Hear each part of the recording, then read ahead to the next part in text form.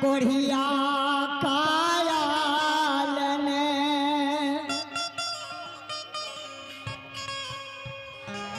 चंपापुर में बहिन दुआर पर खड़ा भेलई।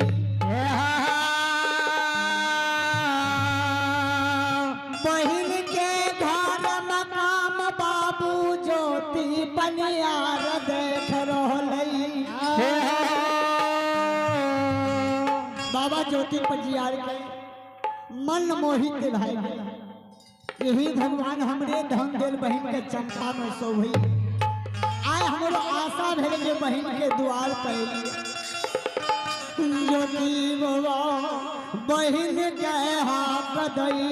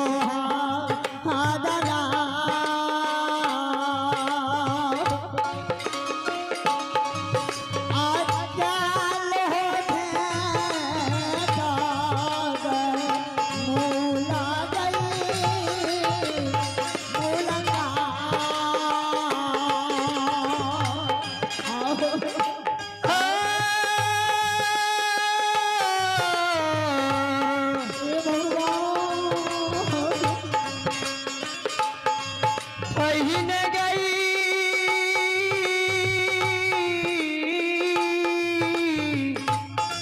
ये छोड़ के मारे बहन से गई सोहदारी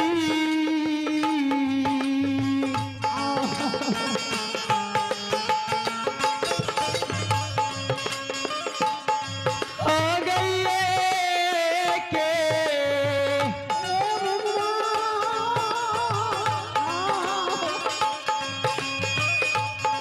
हो गई बेरानी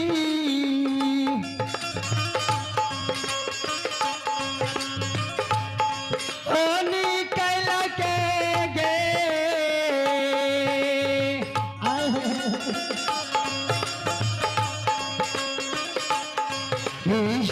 सोहरारी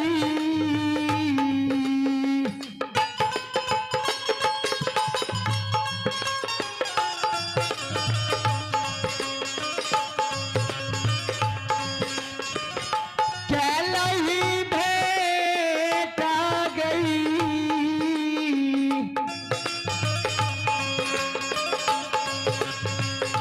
मूला गई मूल का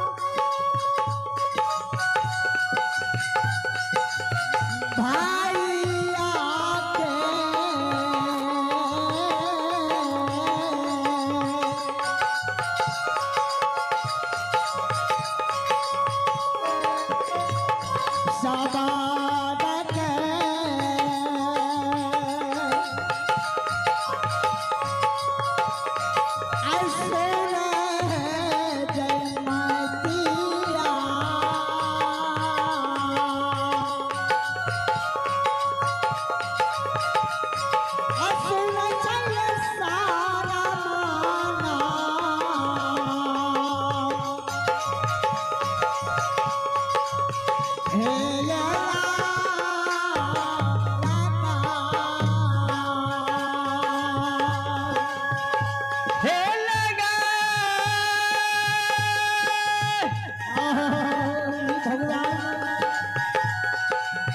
हे शैतान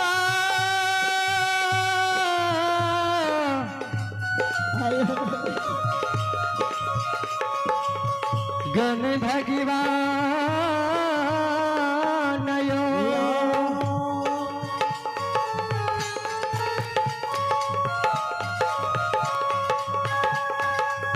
हे बाबू सब भाई या बताओ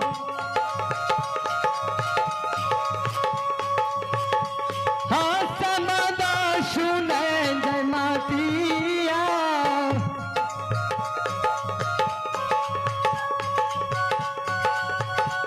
आयो सुनैया सारा बना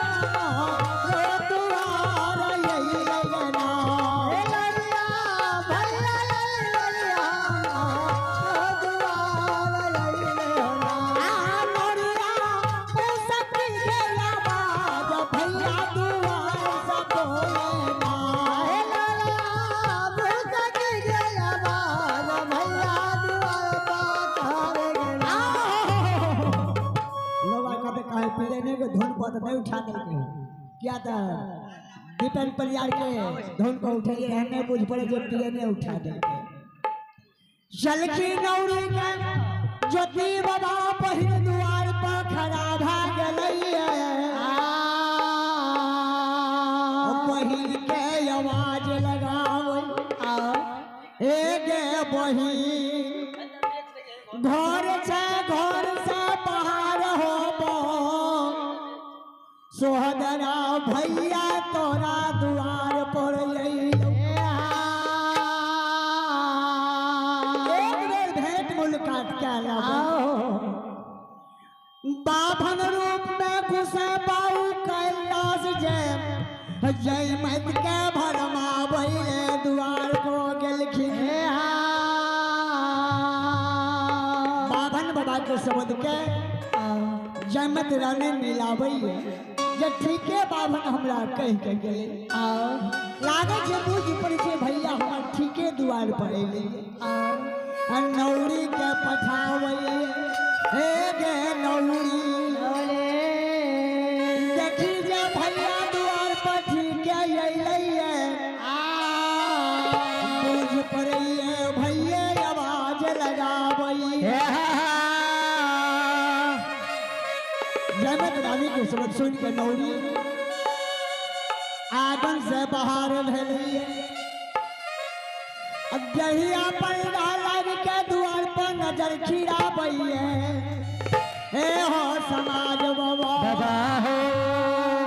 बाबा हे ये परिए गेलै दूर वाला पा नजरिया पड़ल हो ना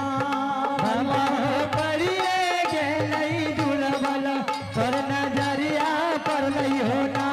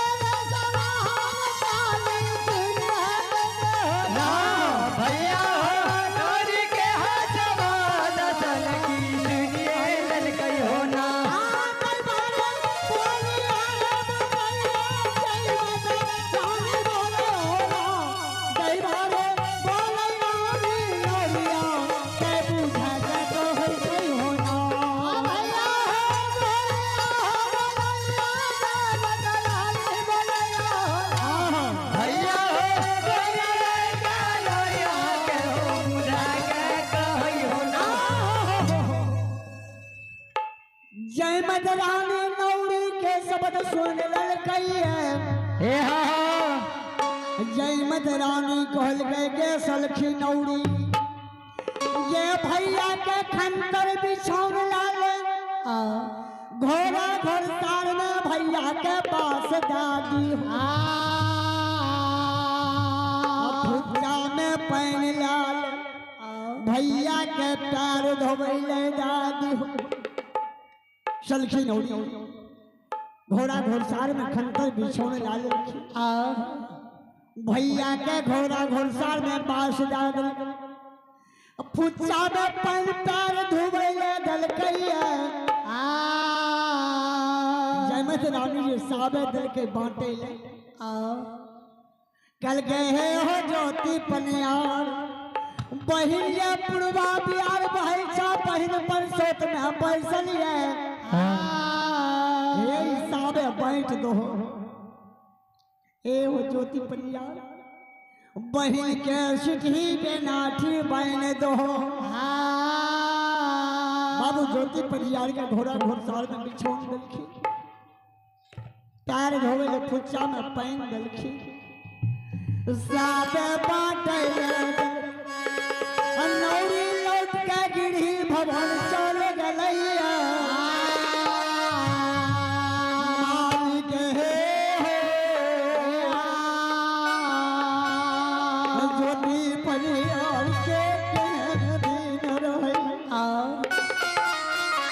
ज्योति परियार का तरवा में तरहत पर घाया ठोल सभी मालिक है खंडर बिछड़ देख बाबा ज्योति परियार उच्चा में पहन देखई असाबे बात है यौडरी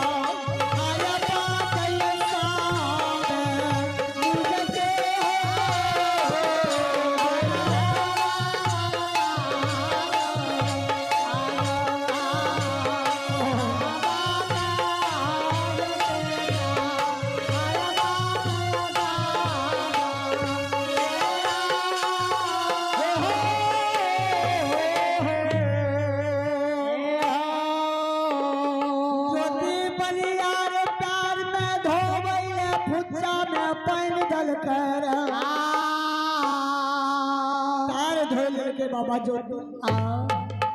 घोड़ा घोड़सार में खंतर बिछौन जल खीन रहे खंतर बिछौन पर जाके बास डाल के जय मदरानी के साबे भेज दल के बाबू ज्योति पनियार डोर बाटई आगू डोरी बाटई पाछू डोरी लहुआ लहान भेल बाबा ज्योति पनियार के खून पीब से डोरी लहुआ लहान भाग मालिक हो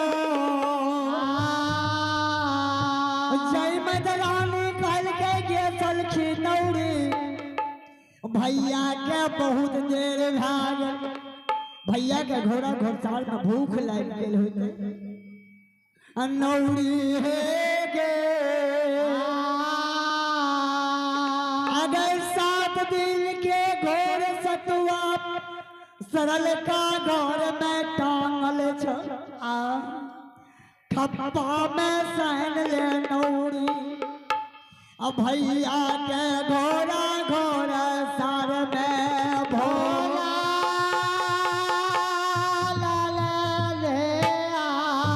राम सब सुन नौरी राम मुख से जवाब करैया झट से नौरी गिरी भवन के लैया 7 दिन के घोड़ सतुआ सरल का